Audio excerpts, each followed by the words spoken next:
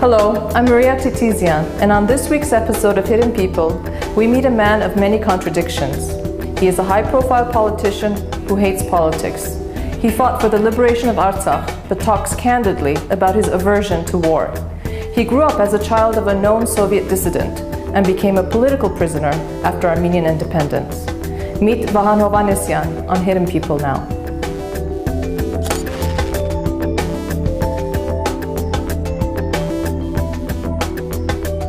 You're not a very hidden person. Absolutely open. Absolutely open. But what a lot of people don't know about you is that your passion wasn't for politics, I think. It was more history, archaeology. It not was, it is. It still is. Yes.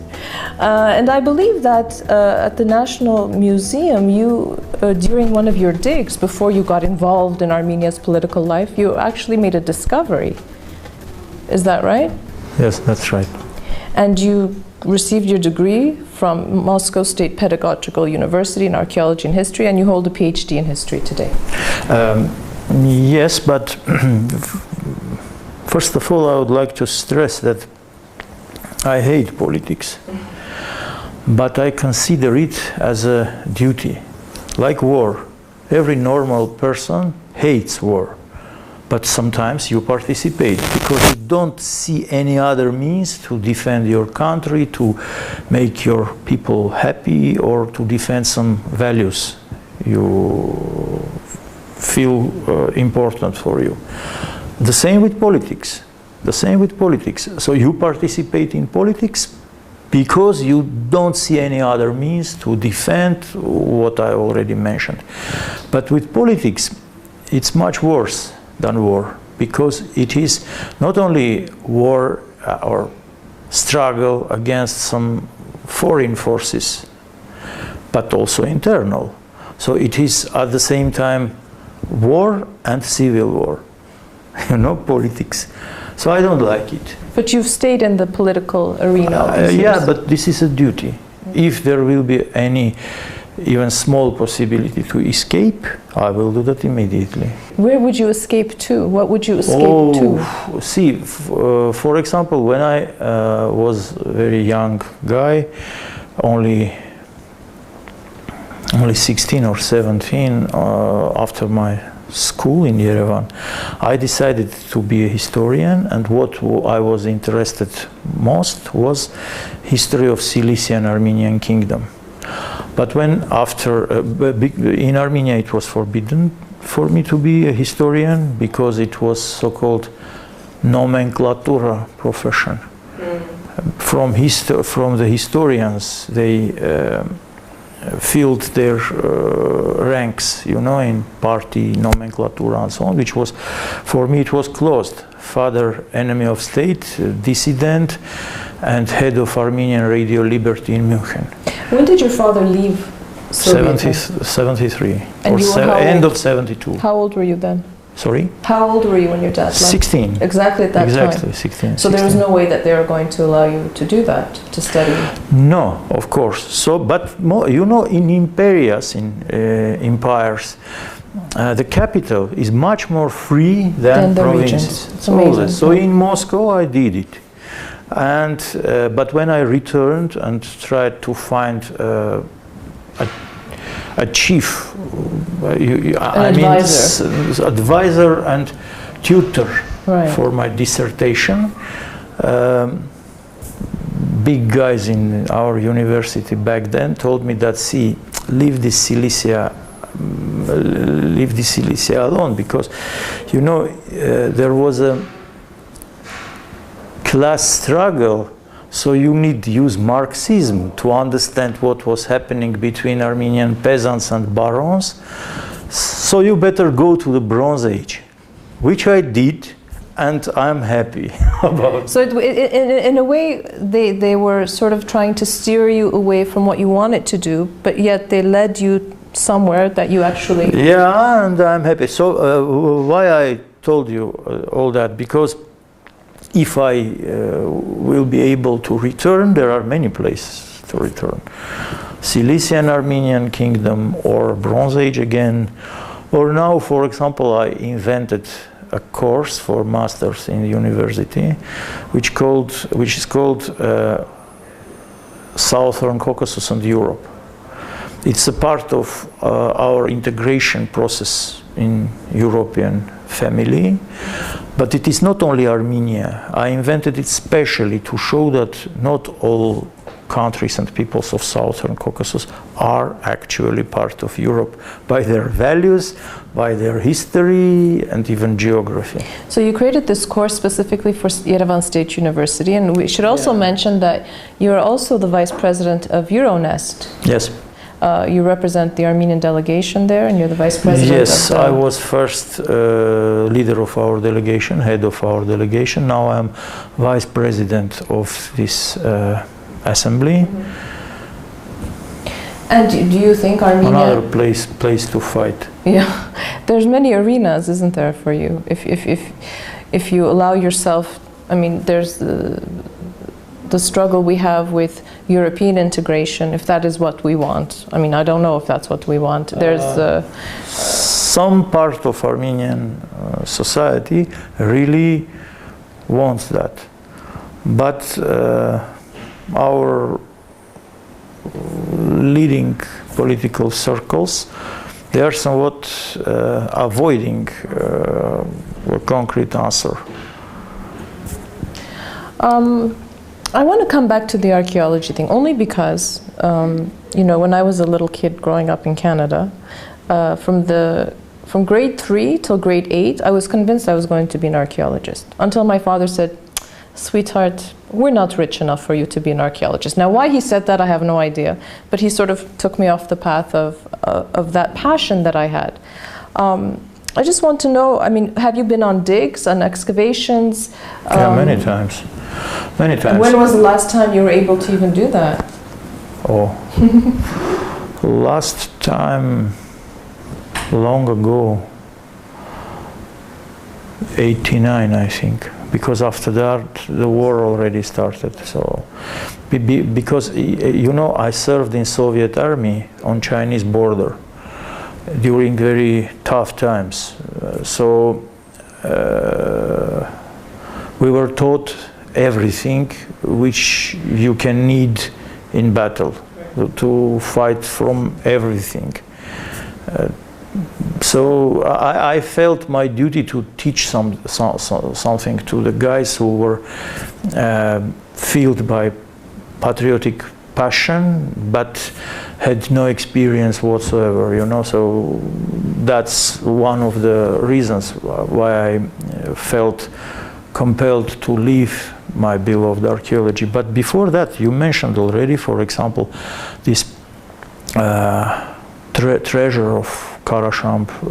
Karashamb? Karashamb is the name of the village, but near that there was a great, huge kurgan. It's an archaeological name for big burial. Okay. Oh, burial site. Yeah. So and in approximately 23rd, 22nd century before Christ, one of the highest chiefs of the tribes of Armenian highland was buried there. And fortunately, nothing was stolen. So it was not robbed. This burial was not robbed. And fantastic amount of golden and silver artifacts were found there, and one of them, silver goblet, covered with different mythological scenes.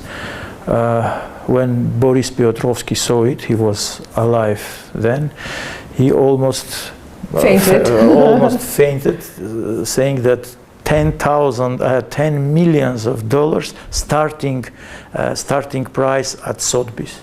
Really? Really. Now, of course, where's that goblet? In the museum, of course, not in our house. But there were different other artifacts: golden goblet, golden jewelry of very high quality work. And what is interesting, before that, this culture is called Trialet Ivanadzor. So it was absolutely visible that it's local culture which was which reached very high developments, the level of development, being of course under the simultaneous influence of Hittite world and Sumer, Mesopotamia. So, you know, Vahn, I've had the pleasure of knowing you for a number of years, and the amount of knowledge, you are like a walking encyclopedia. And not only... nobody is interested to open that encyclopedia and no, ask I for beg to differ. I beg to differ. And it's not only about, you know, what you studied in university and what your specialty is in terms of history and archaeology. You seem to have a grasp of, I don't know, you're like a sponge almost. You have all this information inside of you, accompanied by a very sharp wit, and you've become quite well known in Armenia recently because of your various comments over the years and over the past months. How is it, I mean, are you, like, we see all of these books here, and I assume it's part of your personal... I'm going to donate it to the university, to Caucasology. It is newly opened branch. Well, because, you know, I spied a little bit before you came, and there's books in Georgian and Russian. Right, right. And you also... Georgia's archaeology is very developed. Is that right? Unfortunately, I have to admit that much more than ours. Now we, of course, gaining on them, but in Soviet times their leaders were much more wise, seeing what archaeology can give the country. And hopefully we will become a little wiser too. But so just to get back, I mean, you must read incessantly, because you also write articles. The normal people cannot stop reading, because if you don't read, that means that either you do something by your hands or mouth, or you sleep, or you already done. Or you sleep like a plant, as we say in Armenia. Because even in toilet you can continue. Of course, I know. And most of the people do it only in toilet.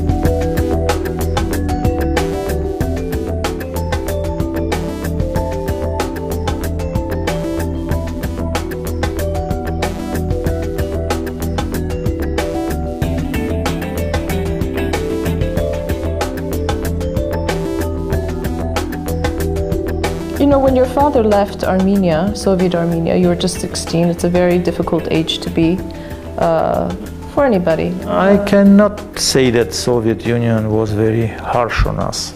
Afterwards, they weren't? No, they tried to convince my mother to divorce my father, like enemy of state. I don't like him anymore, I don't love him anymore, I love Soviet homeland and so on, Communist Party, but my mother of course refused. So we remained Hovhannisians, we didn't change our family, and we had some hidden covered connection with my father, but of course it was not open. But I have to say that Soviet Union never persecuted us, never. It is to be said once, because there is some imagination that we were, you know, oppressed and so on. No, of course we knew that there is some level above which we cannot, of course, go. But that level was mainly in political field, in economic field, in administrative field. But science was open. That was well, granted, not the Silesian part, but the Bronze Age part was. Please. Of course, in some time I could have returned also to Cilicia, because I have to admit also that that attitude was not something Soviet dictated. It was fear of our, you know, politically correct professors. Which is what they had to be. But not all of them were that kind. How many years were you not able to see your father? I think something almost 20. Almost 20 years. Almost 20 years, yes. And then when he came back? Immediately after Soviet Union collapsed, he returned. After that, he was expelled another time when I was imprisoned. He was expelled from Russia. It's a story of expulsion, huh? A continual story of being expelled. Yeah. Oh, because my grandfather was also expelled. He left Armenia with Najde's troops and was a member of Dashnak committee in Tabriz, in Iran. So, yeah. It's a genetic thing that comes down through your genetic code somehow. Yeah, it's of course. Yeah. But my mother's part, they are mainly communists. Is that right? Yeah, some of them at least. Not she, but. Well, it's good because it's balances things out in the family. But father's line. Absolutely all of them. Yeah, in that way. Like we were called in Soviet encyclopedias, dogs of dogs of imperialism or something like that. Me too. You too. Yeah. You're also a grandfather. I am. Unfortunately, only one grandson. So far, well, you're still young. The kids are still young. They can still have babies. But I'm married late, so. I'm waiting for another one. You're waiting. Well, hopefully you will have another one.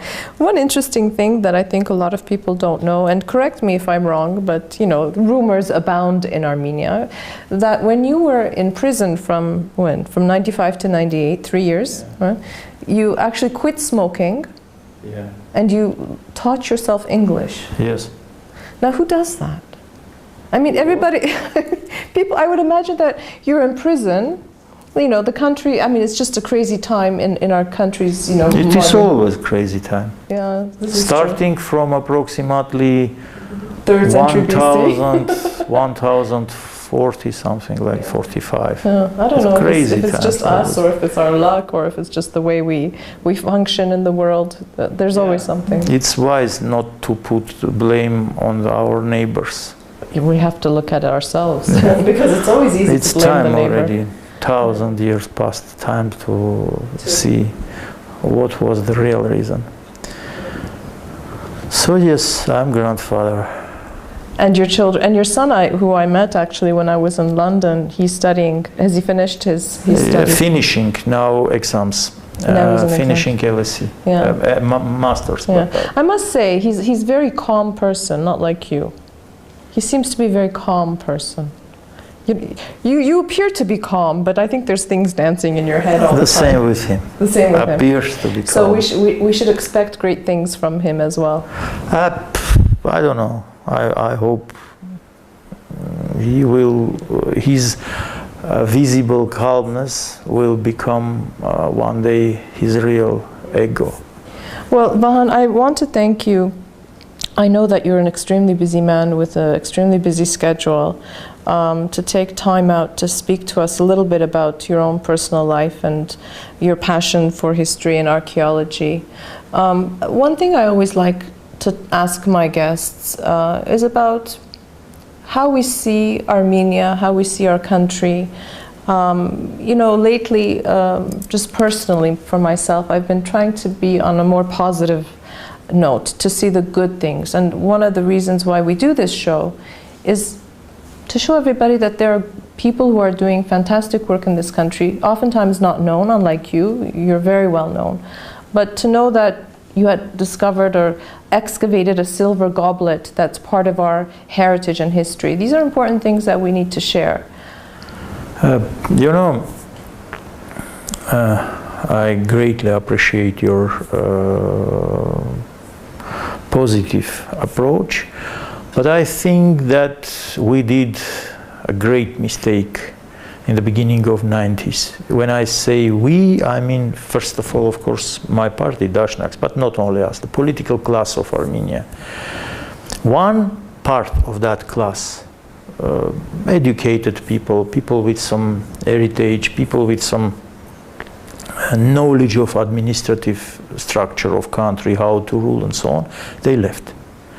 Another part, like us, we were not prepared. We thought that what we call European values or what we call democratic institutions, we can introduce immediately, we can sow them immediately, and immediately will be a crop. But now I understand that what we must have started with was education. Education of our people, and education in many, not only giving knowledge, but giving... Absolutely, yeah, absolutely. Value systems. What we mean when we say democracy. What do we understand by democracy? Now I understand, for example, why in the beginning, the first part of 20th century, such developed democracies like United States, of Britain, or France, or Switzerland, gave the voting right only to those who passed some kind of exam. Of a certain class of people, of an educated. Yes, not everybody is entitled to decide the fate of our people. And now when we see how so the class of lumpens emerged in Armenia, not only in Armenia, who have nothing to sell. What is our life? We are selling our knowledge, our work. Somebody even are selling their body. But everybody are in the process of this kind of commerce. That's life around the globe. But the people who has nothing to sell, they start selling their political rights to those who can pay. And who can pay, you can see them. They could not pass any face control in the European restaurants, for example. Right. But they are able to buy the political right of other people. That's what we call inequality. So we had to prepare people for such kind of life. Maybe it was rude to, from my side, to call it all commerce, but this is life. This is our reality. We see it. Yeah, we see it. The countries do that. One has big territory, another country has oil or good skills of his workers, nothing but only, I don't know, good weapon remained from the former times and so on. Right. So everybody has something to be either sold or put on the market. And now, not only our citizens or inhabitants, because they are not citizens. The guys who sell their political rights are not citizens anymore. They are inhabitants.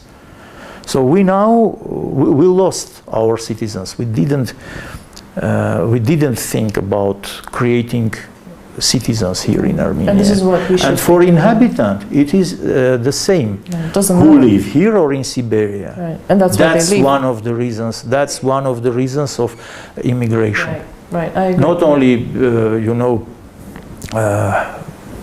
economic reasons, low salaries. No. Because they don't feel themselves citizens. Yeah, and this is the biggest area that we have failed, all of us, as just normal citizens, inhabitants, politicians, teachers even, is that we don't understand the value, the rights and responsibilities of citizenship, what that means. When I sell my vote, what does that entail for me, my family, my community, my country? Because as a result, today country has nothing to put on the market, on the world market. Right. In political field, even in cultural field. We claim themselves as the oldest people with oldest cultural and Christian heritage. But do we have something to show in the world market, in the field of politics, culture, I don't know what? Economy, science, everything, in every field. Yeah, we have this inferiority, superiority complex all the time. The first Christian nation, the first this, the first that, and yet, what do we have to show for it today? We are the first Christian nation which is now not Christian anymore. There, I don't know, maybe the atheist decades of Soviet rule played some role, but not only that, not only that. Well, I believe, I agree completely that education is the key. And not, like you said, not only, the rudimentary things of, reading, writing, but the actual value system, the approach, the mentality. Possibility to ability to evaluate themselves. Our people lack that. Yeah. Well, I hope that you, with the courses that you teach and just through you serve by example, and that's the important thing. And I hope you continue to serve Armenia, even though I think now it is not only small auditoriums of university or different institutions. We have to do it through TV, taking in as much as possible people, as many as possible. To reach a wider audience, right? Yeah, so that they understand. And starting not from high materials, starting from elementary things. For example, garbage on the streets. Yeah. How not to litter, how to throw your your trash in the trash bin as opposed to on the street. Yeah, I agree. Well, thank you very much. Pleasure. I hope we get a chance to sit down again and chat, and I wish you much luck and patience, because you're in a difficult field. Because that's the only thing we are left with, patience. And hope.